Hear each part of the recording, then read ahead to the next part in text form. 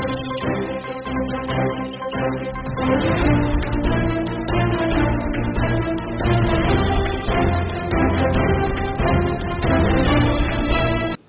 वार्ता को संबोधित करने के लिए हमारे बीच में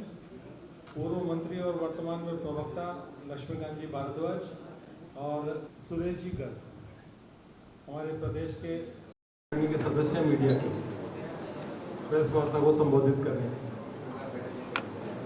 आप सभी को नमस्कार। जैसा कि आज सुबह से आप सब लोगों को जानकारी है कि राजस्थान में अब कचरे के ढेर में भी भ्रष्टाचार के सबूत निकल रहे हैं। राजस्थान की सरकार के मंत्री के निवास के बिल्कुल पास में एक कचरे के ढेर में नोटों के ऊपर लगने वाली पर्चियां बरामद होना, वहाँ हिसाब किताब की पर्चियां बरामद होना और उसके पास में ही मंत्री का घर होना, जिस तरीके से राजस्थान सरकार के लगभग सभी मंत्रियों की भ्रष्टाचार को लेकर जैसी इमेज है, उससे संदेह उत्पन्न होता है कि जो हिसाब किताब की पर्चियां हैं और जो नोटों के ऊपर लगी हुई पर्चियां हैं, उसका संबंध कहीं ना कहीं कांग्रेस पार्टी के नेताओं और उनके मंत्रियों के साथ जुड़ा हुआ है। ये भी बात देखने योग्य है कि जिस तरीके से एक के बाद एक आचार संहिता लगने के बाद राजस्थान में लोकर सोना और पैसा उगल रहे हैं, जिस तरह केंद्रीय एजेंसियों के छापे में नकदी बरामद हो रही है, उससे ये बात बिल्कुल साफ हो रही है कि पिछले 5 साल के कांग्रेस पार्टी के शासन में राजस्थान के साथ जमकर लूट कांग्रेस पार्टी की सरकार ने की है। और जिस तरह के दृश्य अब देखने को मिल रहे हैं और केंद्रीय एजेंसियों की जांच और छापेमारी के बाद देखने को मिल रहे हैं, उससे इस बात का भी पूरा आभास है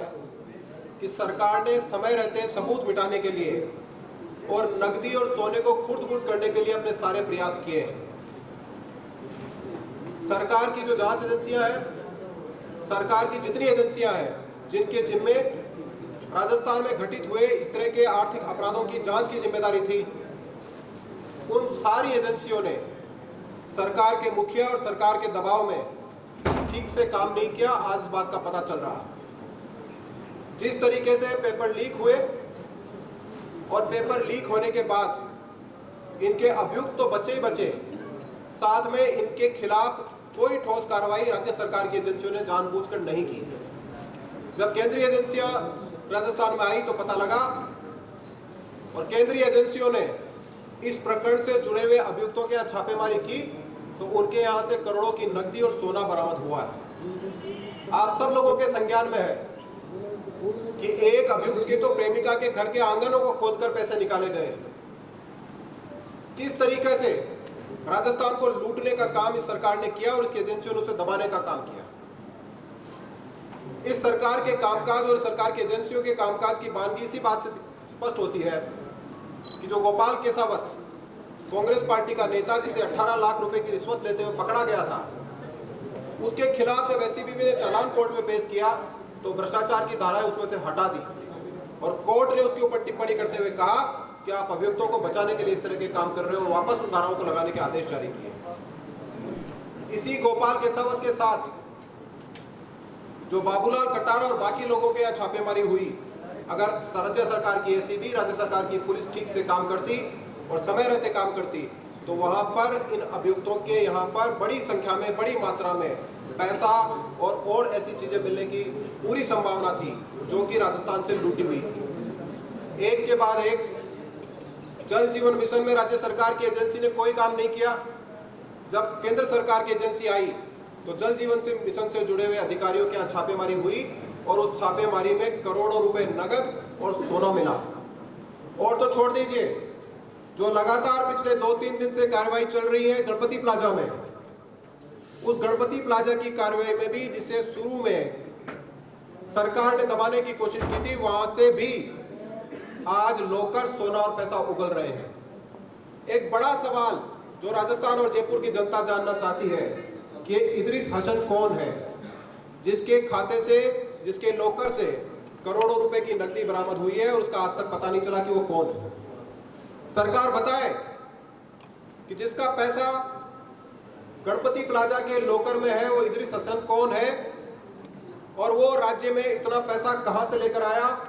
जिसके बारे में 2 दिन होने के बावजूद भी सरकार को स्पष्ट रूप से बताने की स्थिति में नहीं है। ऐसे बहुत सारे मामले जो एक के बाद एक सामने आ रहे हैं। हमारी बिल्कुल स्पष्ट रूप से ये मांग है कि जो आज की घटना है,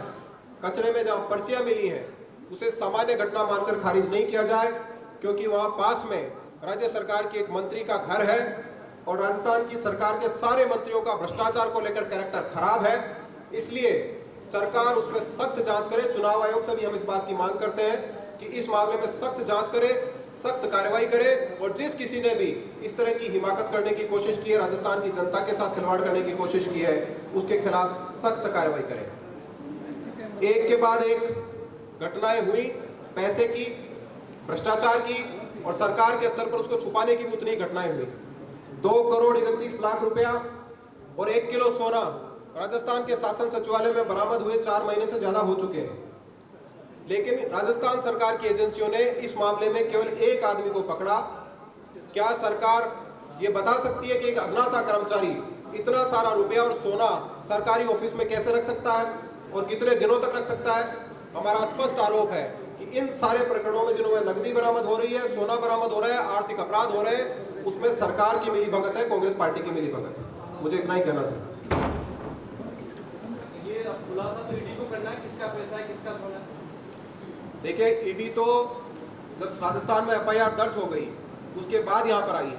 लेकिन प्राइमा फेसी जिम्मेदारी पहली बात कि ये पैसा राजस्थान में कहाँ से आया, ये पैसा किसका था, इस पैसे को किस काम में लिया जाना था, ये राज्य सरकार की और राज्य सरकार की एजेंसियों का काम था। जब राज्य सरकार की एजेंसी तो उसको पकड़ ही नहीं पाई तो ईडी ने अपने छापे में पकड़ा है, लेकिन ये स्पष्ट रूप से सरकार का फेल्योर है कि उसके राज्य में इस तरह की अपराध की घटनाएं हुई है और उसको पता भी नहीं चल रहा है।